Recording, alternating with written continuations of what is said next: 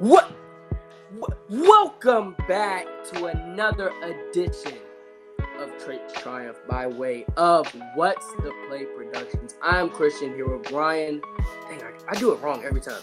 Brian and SportsFan, and we are here with our final mock draft, the most accurate mock draft you will see on the internet, you will see on YouTube, TikTok, Instagram, X/Twitter, Tumblr, whatever you want to see. Because we're getting 32 out of 32 correct. As long as we predict the correct traits. That is the only thing in our way. Because everything else... As long as the GMs listen to us. Yeah, we're going to predict the picks correctly. But the trades could be the only thing that messes us up. The plan for today's mock is we're going to, before we even get into the mock draft, we're going to quickly talk about some of the first and second round quarterbacks and or running backs that are projected to go in this draft. Then we'll get right into the mock. We're going to draft as a collective, trying to get the most accurate results possible. Predicting the pick. This isn't what we would do. It's not one person at a time. We're going to collaborate on almost every single pick. Of course, when it gets to our own favorite teams, we'll let one person take the lead there. But of course, we'll also still offer our input because, we want to make sure that we're keeping it as honest as possible. Because, some of our teams may not do what we want them to do. So we got to keep people honest and making sure that we're trying to be as accurate as possible. So there may be some players selected to some people's favorite teams that they may not be fans of, but, that's how the cookie crumbles some years. So without further ado, Brian, SportsFan, how are we doing today? Are we ready to get started? Well, man. We are 1 week away from the draft, so we are recording this on April 16th. So this will be the most accurate mock draft up to this point. If there is a trade between now and next Thursday, of course, my statement is null and void. If there's a trade on the day of the draft that we don't predict in this mock, of course, my statement is null and void. But as long as things shape up the way that we predict and the way that the NFL should do things, then we're giving you the draft 1 week before it happens. So let's just jump right into the quarterback and running back discussion. Of course, we can honestly put the Raiders on the clock because the first quarterback on just about everybody's big board, except for Dan Orlovsky, is Fernando Mendoza out of Indiana, the reigning Heisman winner, national championship winning quarterback from Indiana. The thing that stands out for me, I'll pass it to you all in a second, but for Fernando, he's not one of the traits guys. He's not super fast. He doesn't have a super strong arm. He's pretty accurate, but I want to say he's super duper accurate. I think his special trait, his special ability is his processing before, after the snap. His preparation is probably the biggest thing that has gotten him to this point. He talks about it all the time in almost any interview. He has a very interesting interviewing style. But in almost any interview, he credits the work that he puts in the film room, studying the team. So this is a quarterback that the Raiders will be drafting. They're putting him in a quarterback room with Kirk Cousins, which will be a very interesting dynamic. Two very interesting personalities in that same room, of another quarterback who is probably very preparation-based, not super athletic, super strong, but somebody who can process the game at a super high level and will make sure that he is more prepared than any of the 11 men that are on the opposing side of him and any of the 10 men that are alongside him. He will be the most prepared player on the football field. His processing is elite. And the arm talent for a first overall pick is serviceable enough. Like I said, the accuracy is pretty good for NFL prospect. Of course, there are some things that he does need to work on. He's gutsy. He takes hits and he gets right back up. Good pocket navigation. So I think this is a quarterback who may not be, the upper echelon of like Andrew Luck, Trevor Lawrence tier of a prospect. Maybe not even in that Joe Burrow tier, but is probably in that tier below of somebody who can probably be a Pro Bowl level to potential quarterback who has one or two All-Pro seasons thrown in there, depending on the system, as long as he has a good set of things around him. But I think Fernando Mendoza is everybody's QB1 up here.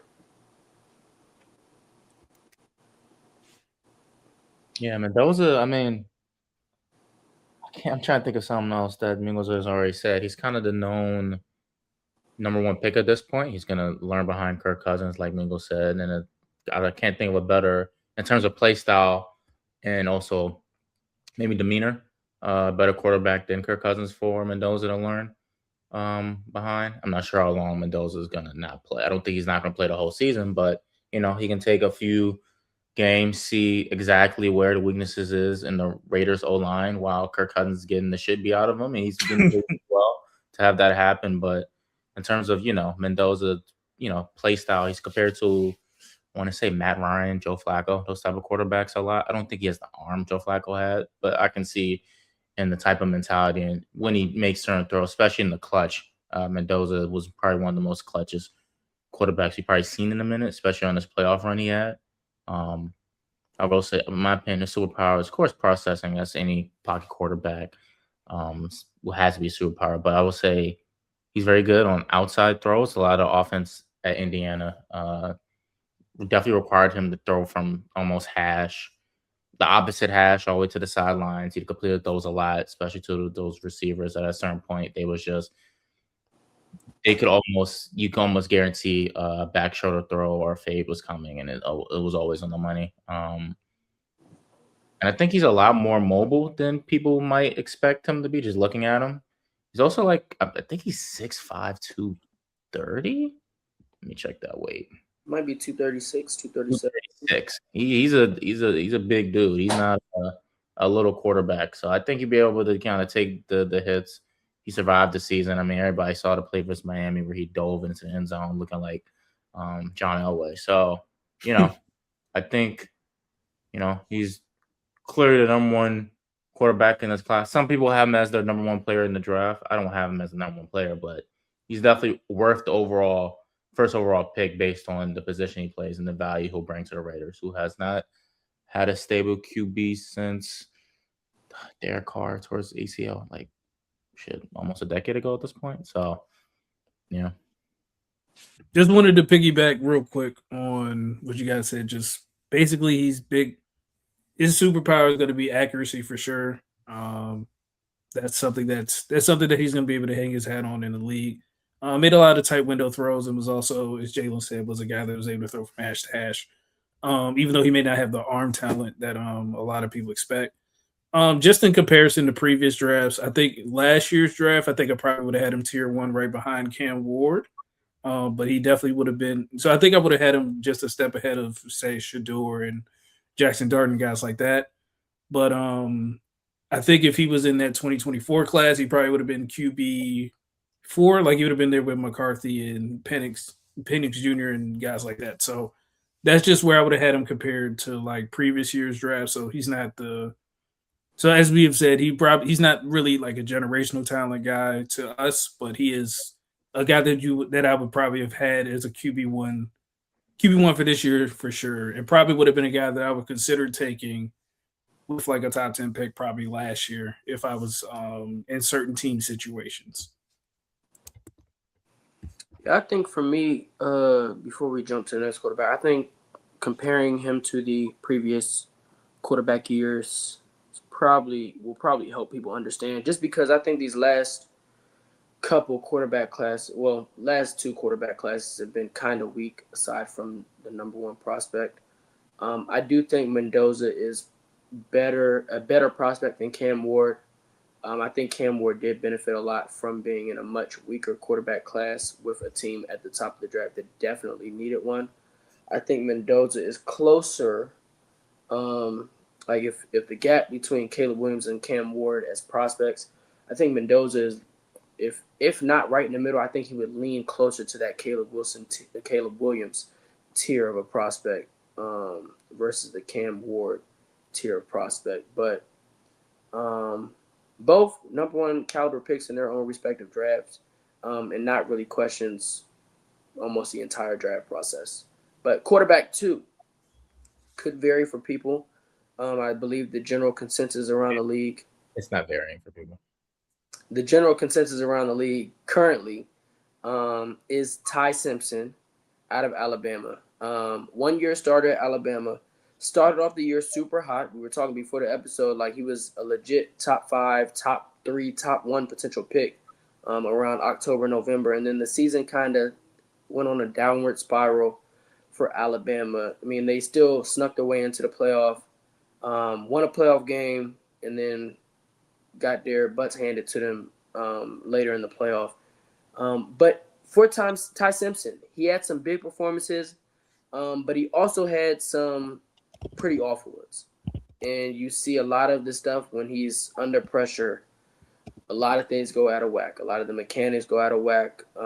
He takes a lot of sacks, or he gets under pressure and he looks like an entirely different quarterback than the person you've seen the 3 snaps or the 5 snaps before the pressure got to him.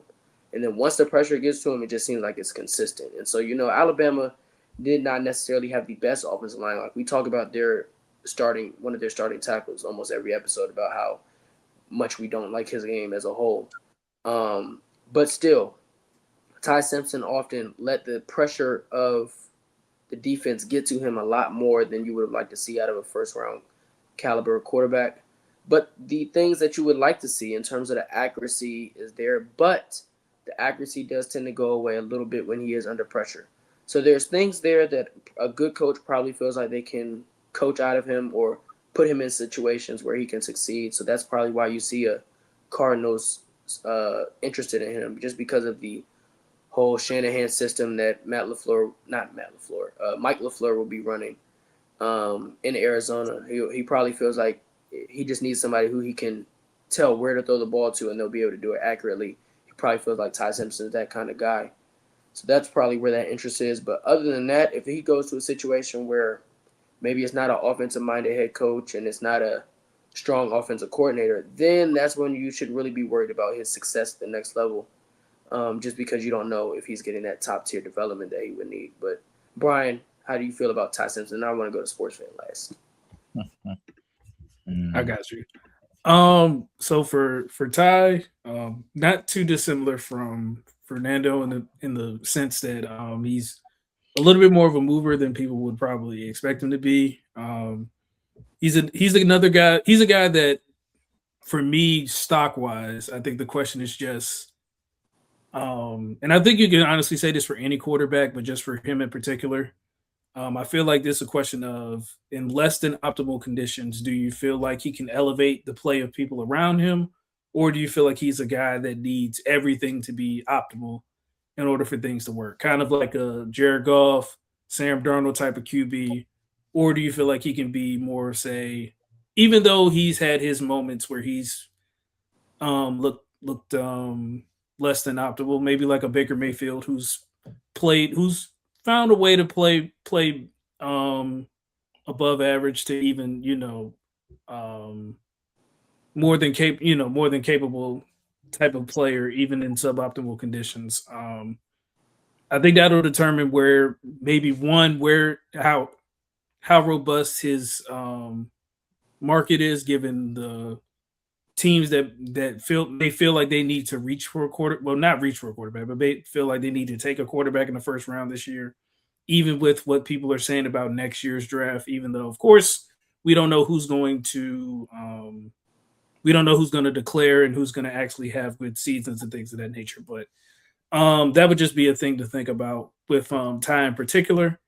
But I think he's a guy that probably, if he gets a year to sit, would be good for him. But I think he'd probably, wherever he ends up, he'll probably end up having to play right away, kind of like Mendoza.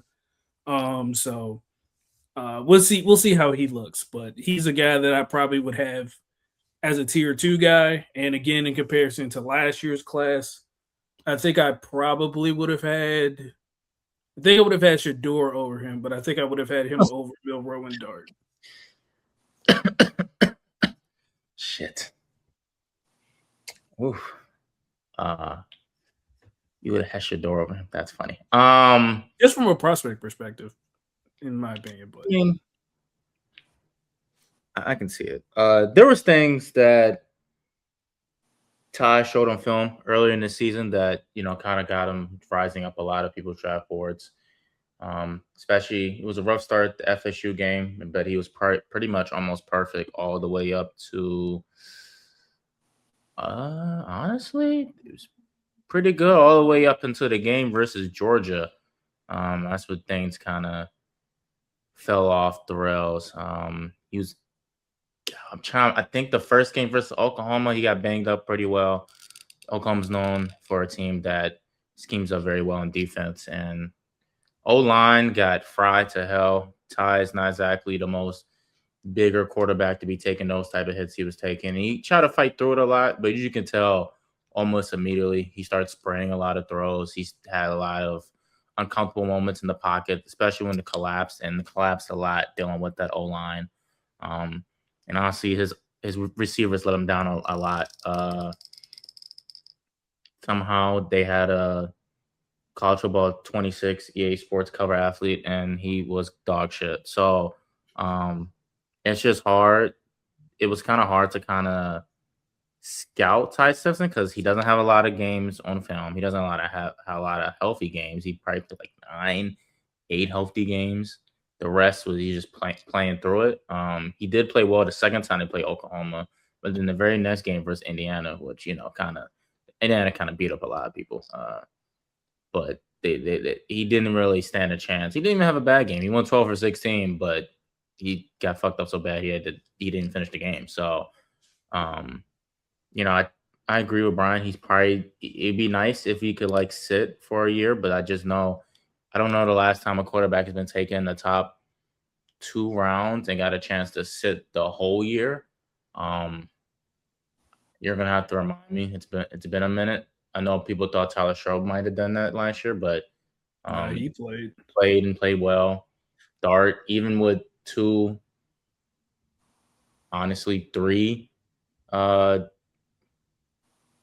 was all the quarterbacks the Giants had in the room? They had Jameis, Russ. Yeah, Jameis, Russ, and then they had DeVito, but then DeVito ended up getting. Okay, yeah. So they had even 2 other veteran quarterbacks that could have played over Dart, and Dart still ended up playing. So, I'm not saying even if he goes in, hypothetical situation, he gets drafted to the Jets or the Cardinals, the 2 most teams that I've seen kind of linked to him, or the Rams.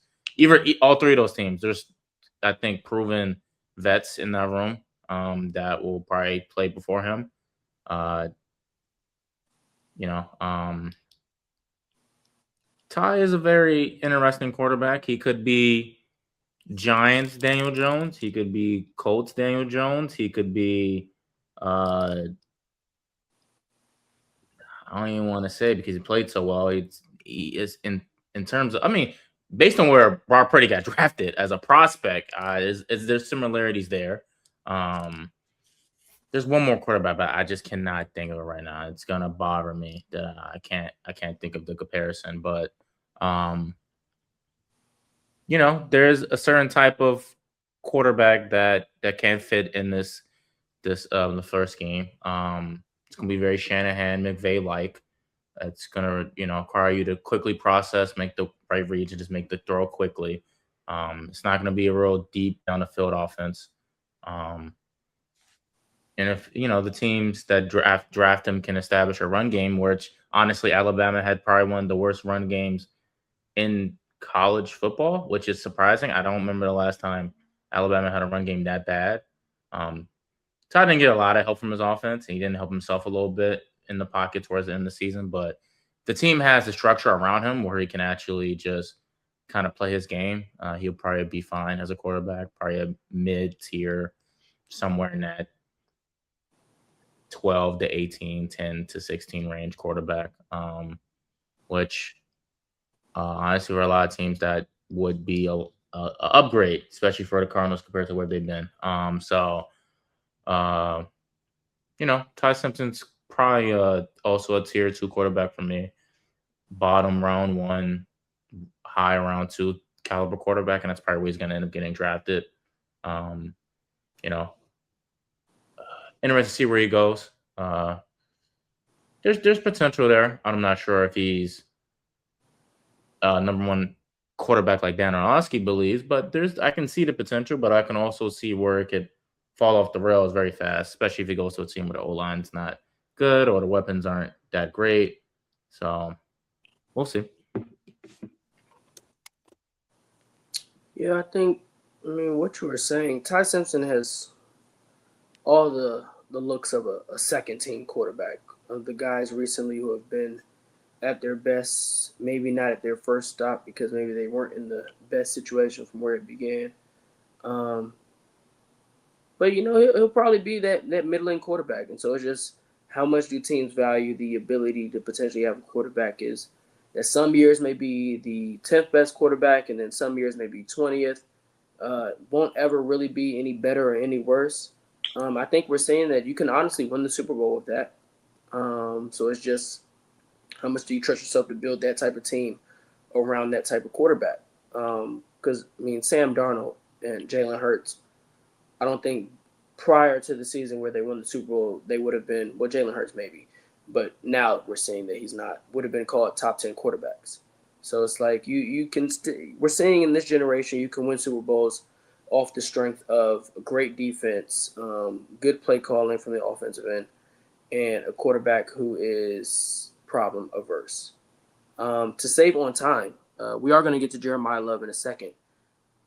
Is there any third quarterback that anybody wants to make mention of before we get to Jeremiyah Love? Funny enough, yeah, I have like one. It's going to take less than 30 seconds to talk about him. Honestly, very similar in play style to me to Ty Simpson. But in Garrett Nussmeier, he was honestly projected before the season that LSU had to go probably a first round, be a lot higher, but things didn't work out that way. I do see potential for him if he, stays healthy and he can kind of play. Now, he's a guy that really got to sit a year or so, but I see some potential for him to kind of be a very similar to Ty Simpson. Everybody's running Shanahan offenses nowadays, so you can probably fit in that offense. I hate saying that because they say that about every prospect, but specifically for these two quarterbacks, Ty and Garrett, that's their type of play style that'll fit them best. They're not exactly real athletes. They're not going to be ones that's really doing crazy plays. So West Coast quick offense is probably the best way that's going to work for them, quick processing offenses. So, yeah, that's all I got, though. Everybody else is, we can just name names. Drew Aller. Whoa, you don't want to say nobody's name yet. Don't say nobody's name. Brian, did you have anybody? Well, I want to see what you say first, Mingles, and then I'll name. Hey, bro, you want to see what I say?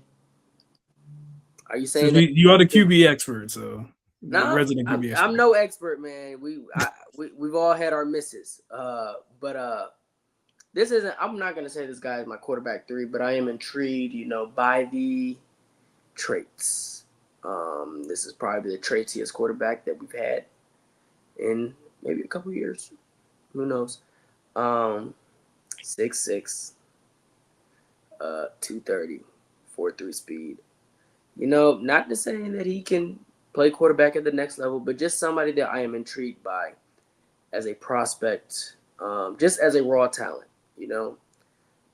I always fall for these guys, and I'll never change. I love to believe in my traitsy quarterbacks. And so Taylor Green, not to say that he's quarterback 3, but it's not that I cannot foresee a world where he pans out to be a wild, gimmicky, successful NFL quarterback. He might have a quick run, a 1 to 2 to 3 year run like a Jalen Hurts or a Colin Kaepernick. Can't believe I'm saying that about Jalen Hurts.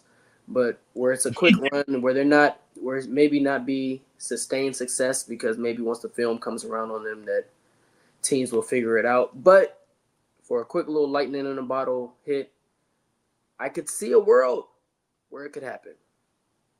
And then, Brian, who you got? Yeah. All I'll say is under the right offense. We both believe in Jalen Milroe, so under the right offense, hopefully Taylor Green can get it. Something's wrong with y'all, man. Something's really wrong with y'all. I'm gonna keep believing until I see otherwise. I love only guy I was gonna say was because he's been a high riser at Cole Payton out of North Dakota State. I think he's a guy that they're gonna expect to go day 2. Other guy, well, I'm really? sure. I think that's what they've been saying. They've been, I said, he's been a fast riser. People have been saying Cole's going to go. You've been saying, and I quote here that he's Taysom Hill. If Taysom Hill was a okay quarterback, that's the comp I've been seeing for him. Nice. Those are the type of quarterbacks I love to draft, man. I might have to do more research. I didn't know he was day 2. That puts him in the QB3, QB4, QB5 talk. We got the way this class is, right? We got it. Let's Jeremiyah Love. Jeremiyah Love is probably the only running back we're going to talk about in this episode or at all. Not to say it's going to be the only good one, because, of course, the running back position, teams are able to find some gems later in the draft. We're not teams. So we're going to speak on what we know of the first and second round caliber running backs. And unfortunately, in this year's class, there is only one first, second, maybe even third round caliber running back. The second best running back in this class is actually Jeremiyah Love's teammate. We're not going to talk about him, but that just shows the depth of this class, is that the two best running backs are from the same team, and the second one is not really nothing to write home about. Jeremiyah Love, super explosive, great frame, great pass catcher, pretty good route runner for the position, a dynamic running back prospect. We've had some pretty good ones over the last few years, and I think that he falls right in line. He probably slots right in with them in that same tier 1 level running back prospect. I personally, as a prospect, like him better than Genty. But I wasn't the biggest Genty guy last year. So the Jeremiyah Love, I have him on a similar tier. I was a big Bajan and Jahmyr Gibbs guy. I have him on a similar tier running back. And Brian, I'm sure you remember, I had Gibbs over Bajan. Not to say that Gibbs is better, but I had them like neck and neck. So to say that I view Jeremiyah Love as that same similar kind of potential caliber prospect says a lot about him as a player. But what you all got on Jeremiyah Love? I do remember us having that conversation. You did say that, so you're not lying there. Jeremiyah Love, I think, now that's a player that, if position of value didn't matter, he would probably be the best football player in this draft. And honestly, the running back position has had a resurgence recently. Not a resurgence enough that the Super Bowl MVP got paid by his team, but he did get paid by the Chiefs, and Saquon is paid very well, and Josh Jacobs paid very well. Derrick Henry's paid very well. It's a bunch of running backs getting paid nowadays, and Jeremiyah Love, I believe he will be drafted top 10 based on all the rumors I've heard. Even from 3 all the way down to 10, he will be one of the highest paid running backs in the league immediately when he comes in the league. Very similar to Genty. For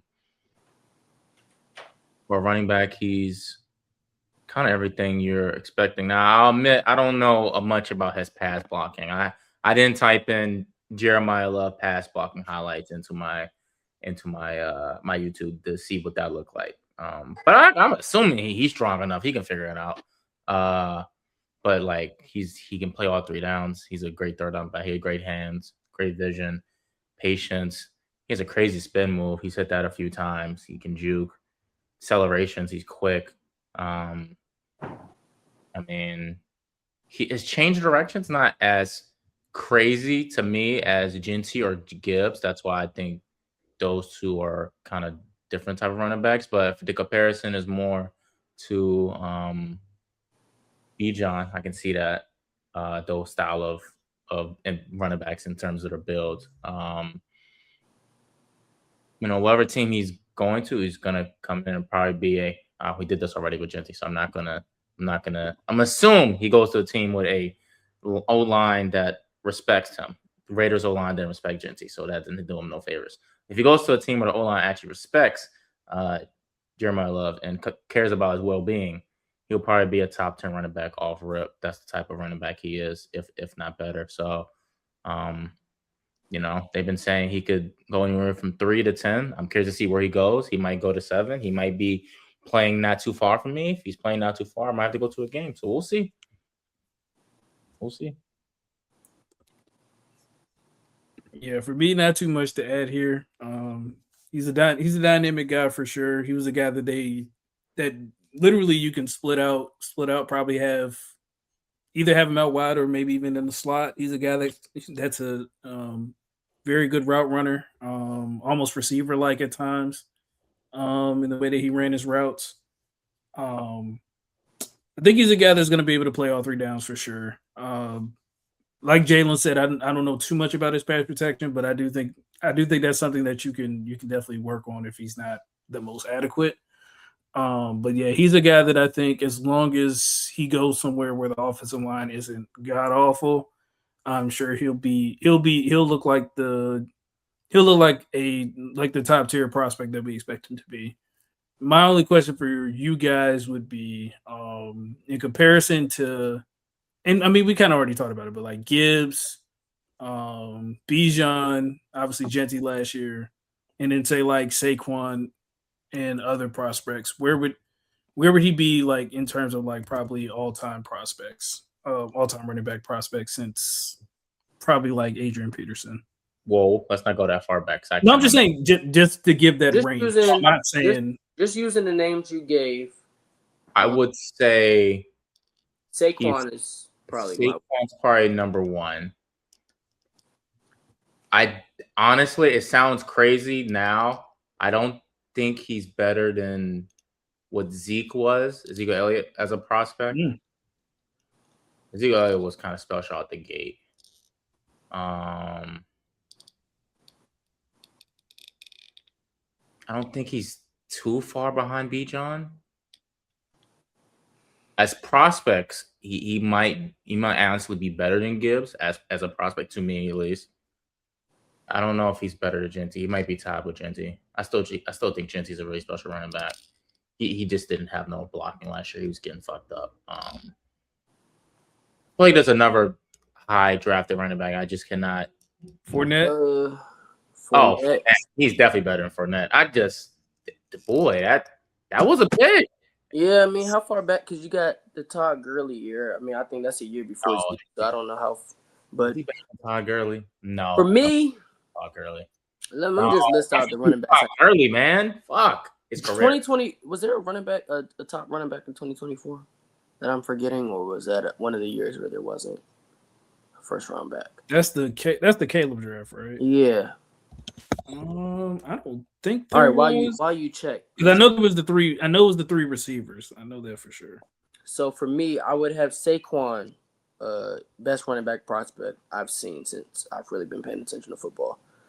And then I'd go, Bijan and Jameer,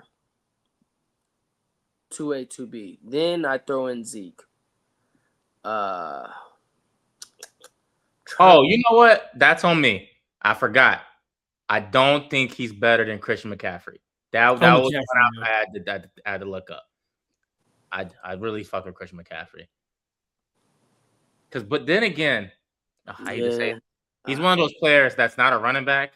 He's really just a weapon. He really was a receiver, though. Yeah, McCaffrey as a running back prospect.